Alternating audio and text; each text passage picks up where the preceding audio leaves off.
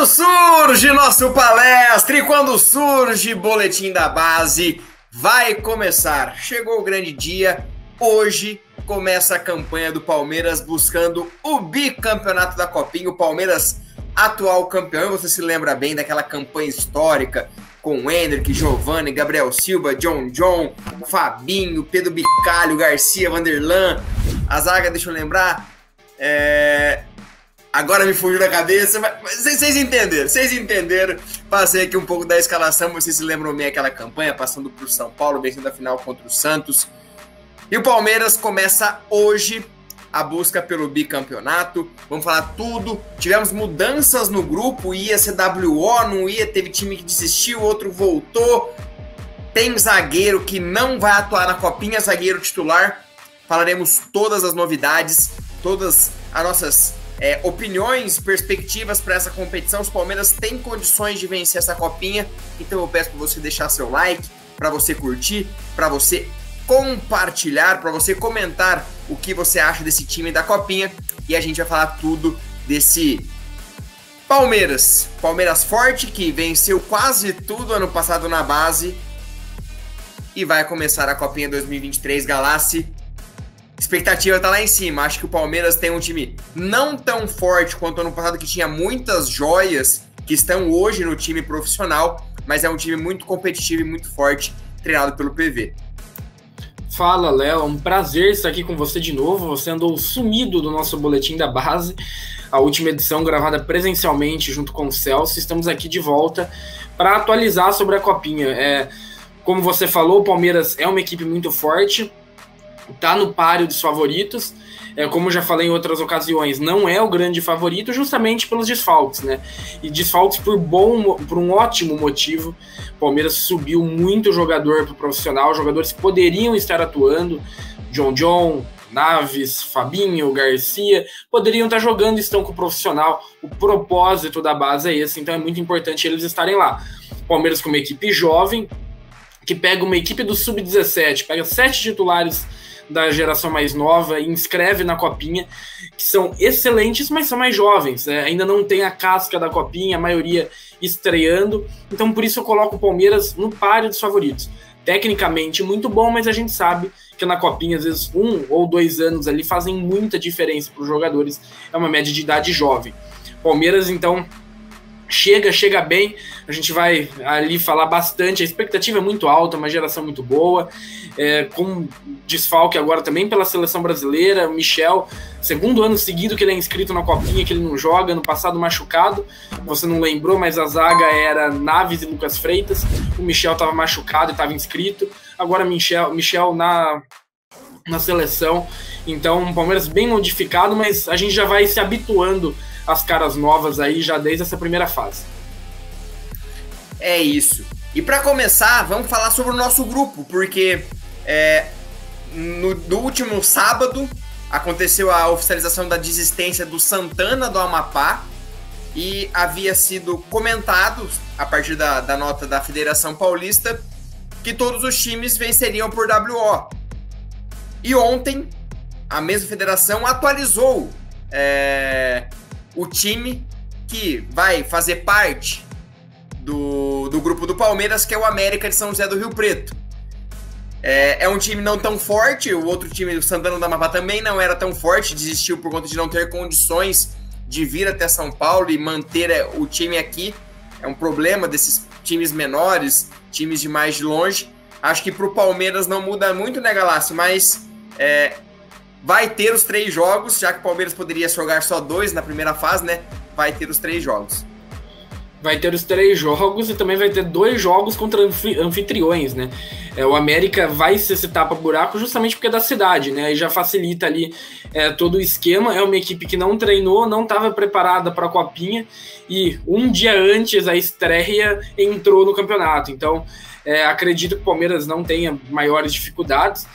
Claro, a única questão é que a torcida não vai ser 100% do Palmeiras. Já na segunda rodada contra o América, depois na terceira contra o Rio Preto. Vai ser um dos poucos grupos com clássicos nessa Copinha, né? Temos o grupo de Suzano, tem clássico, o grupo de São Carlos tem clássico e o de Rio Preto também terá.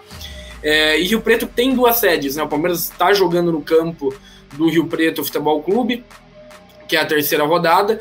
O estádio do América, que é maior até do que o estádio do Rio Preto, também é a sede que cruza com o grupo do Palmeiras, mas sem time anfitrião, né? Lá tem Botafogo de Ribeirão Preto, Atlético Goianiense, então entra o América para tapar esse buraco.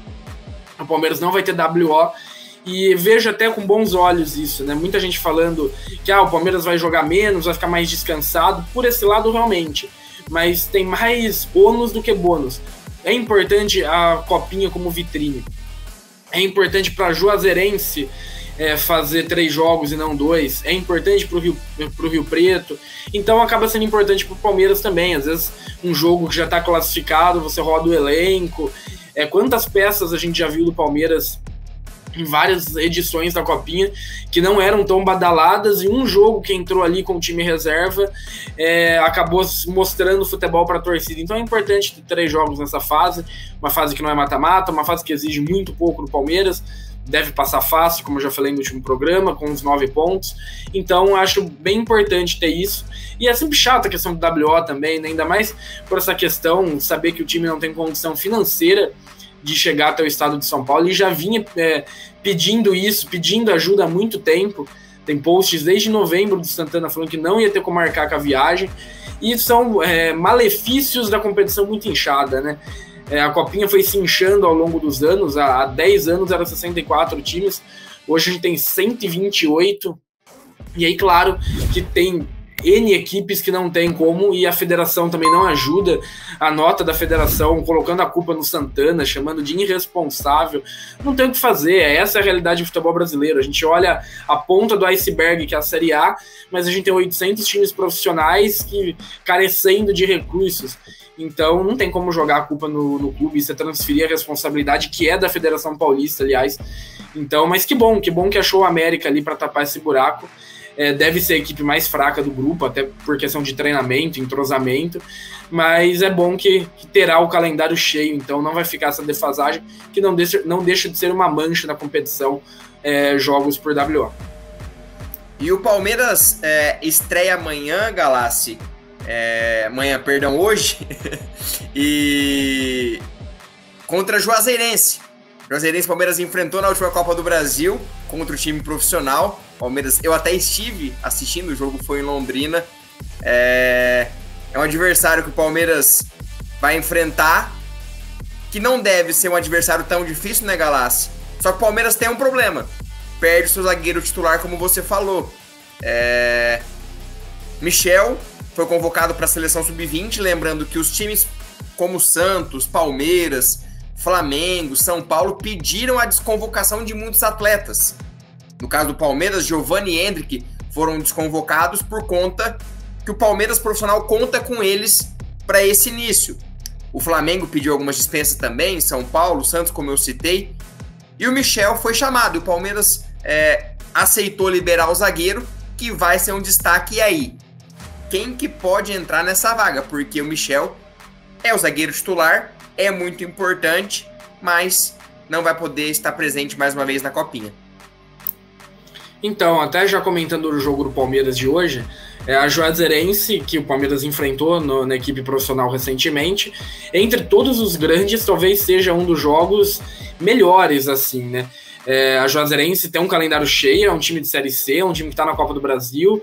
O Campeonato Baiano Sub-20 tem uma qualidade técnica acima de alguns outros estaduais, então talvez não seja aquele jogo que o Palmeiras coloque 10-0, como colocou 6 no Açu do Rio Grande do Norte na última edição, na última estreia. A gente está vendo outras equipes grandes estreando contra equipes de menor expressão e goleando. O caso do Cruzeiro, que ontem colocou também uma goleada no Comercial do Mato Grosso do Sul. Então é bom frisar isso para quem espera que o Palmeiras passe colocando 8-10-0, não vai.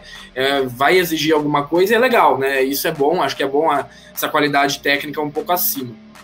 Sobre o Michel, o Palmeiras não estava esperando por isso, né? E o Palmeiras ainda acabou dando sorte do Pedro Lima não ser levado junto, porque o Pedro Lima foi para a seleção brasileira, fez parte desse ciclo, só que o meio-campo em si não tem tantos atletas que vão ser liberados. Então não chegou no Pedro Lima essa convocação. Defesa e ataque praticamente foi remodelado. O Flamengo perdeu jogadores que estavam na base também para substituir próprios jogadores do Flamengo, que é o caso do Newton, do Nerton. E o São Paulo, então, pediu a liberação do Beraldo. E o Michel foi convocado, seria titular. No último boletim da base eu esbocei a equipe titular do Palmeiras com ele. E o Palmeiras não pode inscrever ninguém no lugar, né? Ele permanece inscrito mesmo não jogando. O Palmeiras joga com 29 agora e não mais 30. Então sobra 4 zagueiros no elenco. O Henry, que era titular ao lado do Michel. Sobra os 2 canhotos, Gustavo Mancha e Talisca, que é algum dos 2 que vai entrar no lugar do Michel. E sobra o Pedro Felipe, que é destro, que é a reserva do Henry. Eu acho que vai acabar colocando Gustavo Mancha. O Paulo acho que vai optar pelo Mancha. O Michel tem mais experiência. O Michel já vem de uma... O Talisca tem mais experiência, já vem de uma outra edição da Copinha, né? Atuou em 2022. Mas o Mancha faz a lateral e a defesa. E pelas entrevistas do Paulo, nessa Copinha ele quer jogadores que sejam mais polivalentes. Assim, se precisar colocar o Ian como meia, como o Ian já jogou, fazer essas alterações táticas ao longo do jogo, alguém que permita mais essas mudanças do que alguém que tenha que entrar do banco para o jogo. Então acho que Gustavo Mancha ganha essa vaga, já esboçando o time titular. Natan, goleiro, no lugar do Kaique na seleção. Gilberto, Henry, Gustavo Mancha e Ian. O meio-campo, Léo, Pedro Lima e Luiz Guilherme. Daqui a pouco a gente fala mais do Luiz Guilherme, que é um dos personagens mais legais desse time do Palmeiras na Copinha. Um ataque com Ednei, Kevin e Vitinho. Centroavante também aberto. Centroavante tem o Wendel, tem Daniel, Juan Ribeiro. São nomes bem iguais ali, que ficam se revezando. Vai depender muito jogo a jogo, mas eu acho que a opção vai ser pelo Vitinho, até pela experiência. O Vitinho fez uma excelente Copinha em 2022. Se machucou, voltou no final da temporada e recuperou a titularidade. Mas eu acho que o time do Palmeiras vai ser esse 4-3-3, pelo menos no início, com jogadores mais experientes. E aí, jogo a jogo, o PV vai adaptando. Acho que nomes como Estevão, Vitor André, que são do Sub-17, começam no banco, entram ao decorrer das partidas e, se for bem, o campo fala, né? Se for bem, algum outro atleta estiver abaixo, essas mudanças, o PV não costuma ficar abraçado com uma escalação. Ele dá uma liberdade muito grande de mexer, e isso é muito importante. O Palmeiras foi campeão da Copinha no passado assim. Ninguém achava que o Endrick ia ser o titular, o cara. O Endrick, ao longo da competição, construiu essa trajetória. Então, a gente pode ter um novo Endrick, um cara que comece ali como opção de segundo tempo e termine como grande destaque. Até porque, Galassi, você fala muito bem do Endrick como um exemplo. Muita gente perguntando, mas por que o Estevão não é titular? 15 anos ainda é um pouco diferente você atuar num sub-20. Tem toda aquela questão de adaptação, vigor físico. E se o jogador for realmente diferente, como era o Endrick, o campo fala. Eu tenho certeza que o PV vai dar oportunidade para ele entrar no segundo tempo. E a hora que o campo falar, ele vai ser a opção natural para entrar no time titular. Ô, Léo, queria até fazer um comentário, um papo que a gente estava tendo em off aqui, é muito interessante. Na última edição da Copinha, o Palmeiras tinha 2 jogadores com 15 anos, Luiz Guilherme e Endrick, que seguiram dentro daquela competição trajetórias completamente diferentes. E nessa edição da Copinha, o Palmeiras vai ter o Estevão também com 15 anos. Então o Estevão, ele pode seguir diversos caminhos e tá tudo bem. Ele pode ser como foi o Endrick, ser o meteoro que começa no banco e termina como artilheiro, o principal nome da competição, ou pode ser como o Luiz Guilherme. Luiz Guilherme, ano passado, em 2022, atuou em 2 jogos só, um jogo da fase de grupos e o outro da segunda fase, 120 minutos em campo, atuou pouco, mas a experiência que ele adquiriu ali foi muito mais importante do que os minutos jogados. Agora ele chega com 16 anos, na condição de titular. A gente não consegue imaginar um time do Palmeiras sem o Luiz Guilherme como titular, e ao mesmo tempo que é jovem, tendo uma experiência por já ter participado. Ele é esse elo do time do Palmeiras entre os remanescentes, são 10 remanescentes da conquista de 2022, com os 7 titulares do Sub-17 que foram inscritos. Ele é esse elo, porque ele é muito novo, ele vem dessa leva que estava atuando no Sub-17, mas ao mesmo tempo, no ano passado, estava ele lá sendo campeão. Então, até se o Estevão não atuar com frequência, vai muito mais por se tratar de um garoto de 15 anos, vai muito mais para adquirir essa experiência, quem sabe no ano que vem ser aquilo que o Luiz Guilherme está sendo. Já chega no que vem como titular, mesmo com 16 anos, já tendo essa bagagem na mala de ter disputado uma outra edição. Perfeito comentário. Pra gente dar sequência, a gente tem que falar dos destaques, né? Só que eu quero colocar uma casquinha de banana pra você, porque é muito fácil você falar o Luiz Guilherme, você falar o Pedro Lima, você falar o Estevão. Tem outros jogadores que podem ser destaque e quem sabe já começar a cavar uma vaga no elenco profissional do Palmeiras. Sabemos que o Pedro Lima, o Luiz Guilherme estão sendo analisados pela comissão do Abel Ferreira. Só que aí eu já dou um primeiro nome. Acho que essa copinha vai ser decisiva para o Henry, que já teve a oportunidade de subir, não foi tão bem, se machucou e teve que voltar. Então, o Henry, para mim, é um bom zagueiro, capitão de seleção de base. Então, esses jogadores, para mim, são os coadjuvantes, entre aspas, que podem ser os coadjuvantes também em um time profissional daqui a um tempo e galgando o seu espaço. Então, quem você destacaria? Claro, os mais importantes, mas também aqueles que podem ser uma surpresa dentro desse time do Palmeiras. Então, poderia falar aqui Luiz Guilherme, Pedro Lima, o Estevão como o cara que pode se destacar, mas vamos sair do óbvio. Vou trazer dois nomes aqui, um deles o Henry e o outro o Gilberto. Eu acho que em situações opostas. O Henry realmente, ele é o capitão, o único atleta 2002, então o único que vai acabar a idade dele de base ao final da Copinha, e para ele é fundamental. Ele que já participou de uma edição da Copinha, se a gente voltar lá atrás, em 2020, ele era um dos mais jovens do elenco do Palmeiras, e hoje ele é o mais velho. Em 2022 ele estava lesionado, ele conviveu com muitas lesões, quando subiu parecia que estava 100%, foi mal e acabou se machucando, então o sub-20 dele foi muito conturbado. E agora ele tá bem, ele recuperou esse protagonismo e acho que ele vai pro tudo ou nada. Se ele for bem, acredito que não suba, eu acho que o Palmeiras já tá bem servido de zagueiros, até com o Naves, que é da geração dele, acabou pegando essa vaga de principal nome, mas o contrato dele com o Palmeiras vai até 2025. E ele tem um mercado muito bom, seja no futebol brasileiro, seja no futebol português, então acredito que depois da Copinha ele seja emprestado.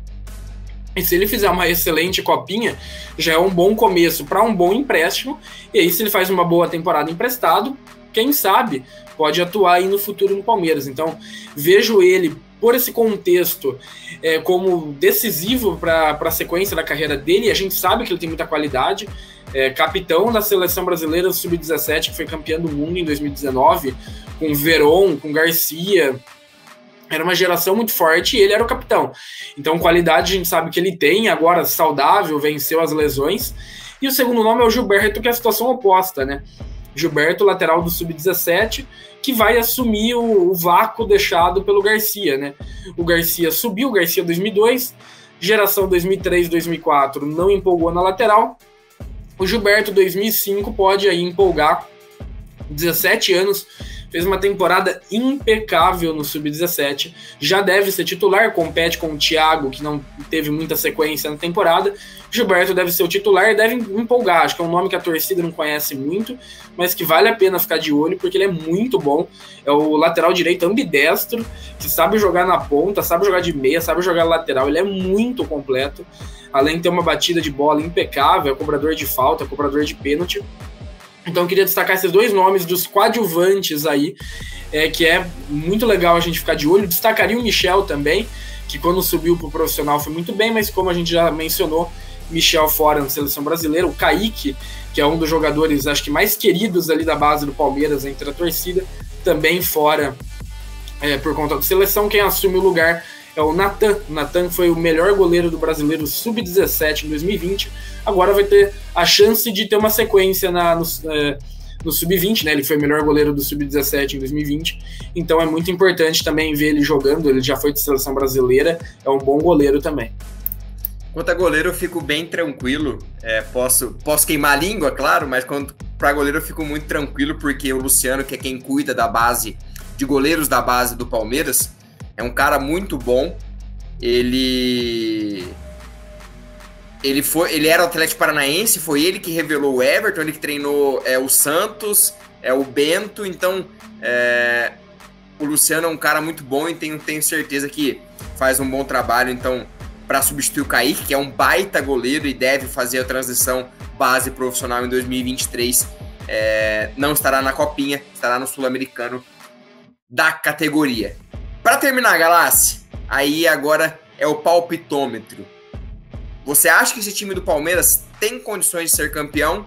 Ou com as saídas, com as perdas o Palmeiras teve para o profissional, enfraqueceu demais se não dá condições do Palmeiras vencer essa Copinha?